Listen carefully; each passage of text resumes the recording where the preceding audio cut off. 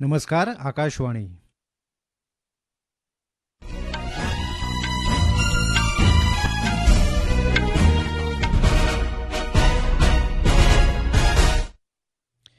સમાચાર અનિલ પટેલ વાંચે છે. મુખ્ય સમાચાર.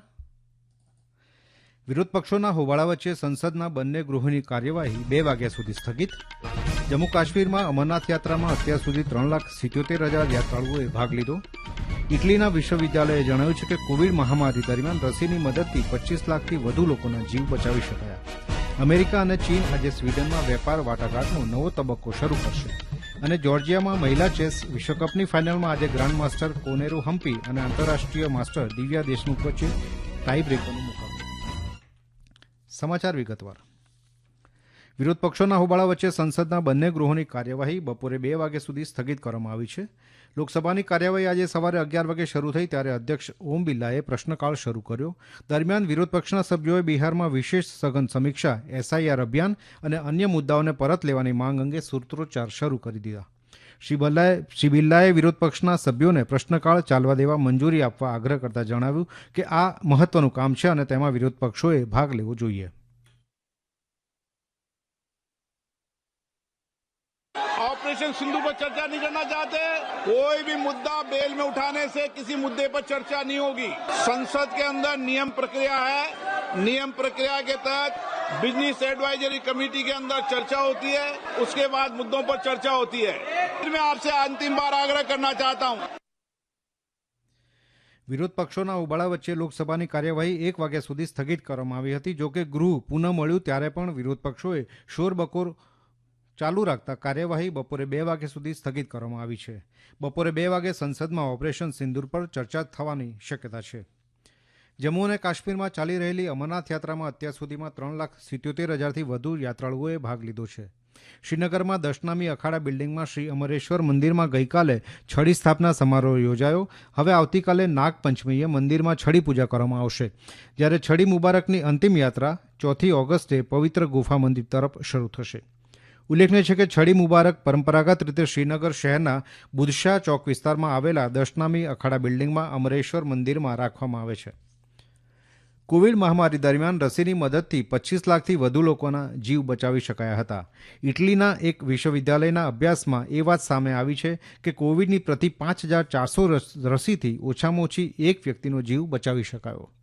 કોવિડ સંક્રમણ પહેલાં રસી લગાવનારા અંદાજે 82% લોકોનો જીવ બચાવી શકાયો, જેમાં 90%થી વધુ લોકો 60 વર્ષ કે તેનાથી વધુ વયના હતા.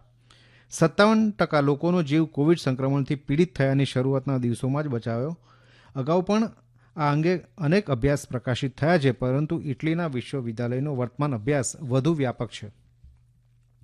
પંજાબમાં ગઈકાલે રાત્રે લુધિયાણા અને જલંધર જિલ્લામાં 2 અલગ અલગ ઘટનાઓમાં 9 લોકોના મૃત્યુ થયા અને 19 લોકોને બચાવી લેવાયા. માનકવાલ ગામના 29 શ્રદ્ધાળુઓને લઈ જતું વાહન લુધિયાણાની સરહિંદ નહેરમાં પડી જતા 2 બાળકો અને 3 મહિલાઓ સહિત 6 લોકોના મૃત્યુ થયા હતા, જ્યારે 4 લોકો ગુમ છે. દરમિયાન અન્ય એક ઘટનામાં જલંધરની સ્થાનિક સિવિલ હોસ્પિટલમાં 5 દર્દીઓમાંથી 3 દર્દીઓનું ઓક્સિજન પ્લાન્ટમાં ટેકનિકલ ખામી સર્જાતા મૃત્યુ થયું હતું અને એક દર્દીની હાલત ગંભીર છે. રાજ્યના આરોગ્ય મંત્રી બલબીરસિંહે તપાસના આદેશ આપ્યા છે. ઉત્તર પ્રદેશના બારાબંકીમાં આજે વહેલી સવારે ટીનના શેડ પર વીજળીનો તાર પડવાથી ભાગદોડની સ્થિતિ સર્જાઈ, જેમાં 2 લોકોના મૃત્યુ અને 17 લોકો ઇજાગ્રસ્ત થયાના અહેવાલ છે. પ્રાચીન અવસાનેશ્વર મહાદેવ મંદિરની બહાર શ્રાવણ માસના 3જા સોમવારે ભક્તોની કતાર લાગી ત્યારે આ ઘટના બની હતી. મુખ્યમંત્રી યોગી આદિત્યનાથે આ ઘટના પર દુઃખ વ્યક્ત કર્યું છે અને ઇજાગ્રસ્તોની યોગ્ય સારવાર સુનિશ્ચિત કરવા અધિકારીઓને નિર્દેશ આપ્યા છે. તેમણે શોકગ્રસ્ત પરિવારને 5 લાખ રૂપિયાની સહાયની પણ જાહેરાત કરી છે.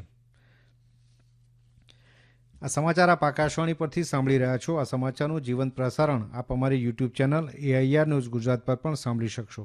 વધુ સમાચાર માટે અમારી વેબસાઇટ news.air.gov.in/gu અને અમારા એક્સ હેન્ડલ AIR_news_ ને ફોલો કરશો.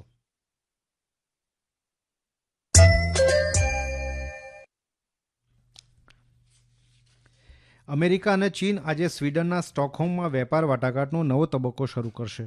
અમેરિકાના નાણામંત્રી સ્કોટ બેસેન્ટ અને ચીનના નાયબ પ્રધાનમંત્રી હે લિફેંગ આ વાતચીતમાં સામેલ થશે. અમેરિકા અને ચીન વચ્ચે આ વાટાઘાટ યુરોપિયન સંઘ અને જાપાનની સાથે અમેરિકાના વેપાર કરાર પર હસ્તાક્ષર થયા બાદ તરત જ થઈ રહી છે. આ બેઠકમાં બંને દેશ વર્તમાન વેપાર યુદ્ધ વિરામના 90 દિવસ લંબાવવા પર સંમત થઈ શકે છે. ઉલ્લેખનીય છે કે વર્તમાન કરાર આગામી 12મી ઓગસ્ટે પૂર્ણ થઈ રહ્યો છે. થાઇલેન્ડ અને કંબોડિયા વચ્ચે સરહદ વિવાદ પર આજે મલેશિયામાં બેઠક યોજાશે. થાઇલેન્ડના કાર્યકારી પ્રધાનમંત્રી કુમથમ વેચાયાચાઈ થાઇલેન્ડના પ્રતિનિધિ મંડળનું નેતૃત્વ કરશે, જ્યારે કંબોડિયાના પ્રધાનમંત્રી હુન મેનેટ પણ આ વાતચીતમાં સામેલ થાય તેવી શક્યતા છે. દરમિયાન થાઇલેન્ડ કંબોડિયા સરહદ સંઘર્ષમાં મૃતકોની સંખ્યા વધીને 32 થઈ છે અને 130થી વધુ લોકો ઇજાગ્રસ્ત થયા છે. સંઘર્ષના કારણે કેટલાક લોકોએ વિસ્થાપિત પણ થવું પડ્યું છે. ગઈકાલે ચોથા દિવસે પણ આ સંઘર્ષ યથાવત રહ્યો હતો. હાલમાં થાઇલેન્ડે સરહદી વિસ્તારોમાં માર્શલ લો લાગુ કરી દીધો છે. અમેરિકાના રાષ્ટ્રપ્રમુખ ડોનાલ્ડ ટ્રમ્પે ગઈરાત્રે સ્કોટલેન્ડમાં પત્રકારોને જણાવ્યું કે તેમણે બંને દેશ સંઘર્ષ યથાવત રાખશે તો વેપાર કરાર પર પ્રતિબંધ મૂકવાની ચેતવણી આપી છે.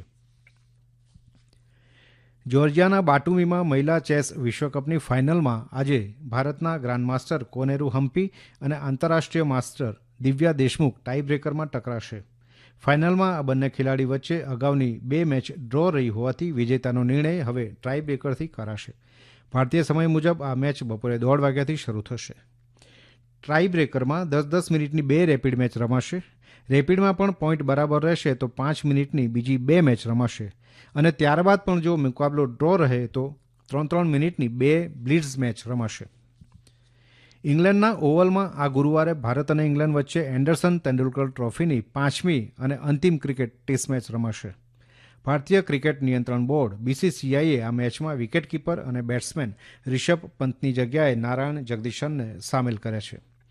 ઉલ્લેખનીય છે કે માન્ચેસ્ટરમાં ઇંગ્લેન્ડ સાથેની ચોથી ક્રિકેટ ટેસ્ટ મેચમાં રિષભ પંતને જમણા પગમાં ઈજા પહોંચી હતી. ભારતે જર્મનીમાં યોજાયેલી વર્લ્ડ યુનિવર્સિટી ગેમ્સમાં 2 સુવર્ણ, 5 રજત અને 5 કાંસ્ય ચંદ્રક સહિત કુલ 12 ચંદ્રક જીત્યા છે. રાઇન રૂહર ખાતે ભારતીય દળે પોઈન્ટ ટેબલમાં 20મા સ્થાને રહીને પોતાનું અભિયાન પૂર્ણ કર્યું. રમતમાં છેલ્લા દિવસે મહિલાઓની 3000 મીટર સ્ટીપલ ચેઝમાં ભારતના અંકિતા ધ્યાનીએ રજત ચંદ્રક જીત્યો. આ રમતોમાં જાપાન 34 સુવર્ણ ચંદ્રક સાથે ટોચ પર, ચીન 30 સુવર્ણ ચંદ્રક સાથે બીજા અને અમેરિકા 28 સુવર્ણ ચંદ્રક સાથે ત્રીજા ક્રમે રહ્યું.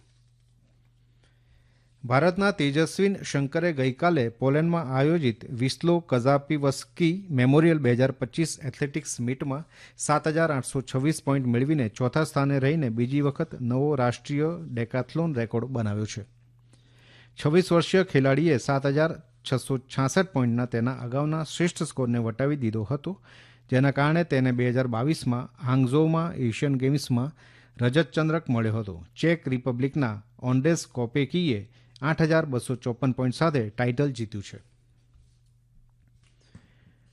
દક્ષિણ પશ્ચિમ જર્મનીમાં ગઈકાલે એક ટ્રેન પાટા પરથી ઉતરી જવાથી 3 લોકોના મૃત્યુ થયા હોવાના અહેવાલ છે, જ્યારે કેટલાક લોકોને ઇજાગ્રસ્ત થયા છે.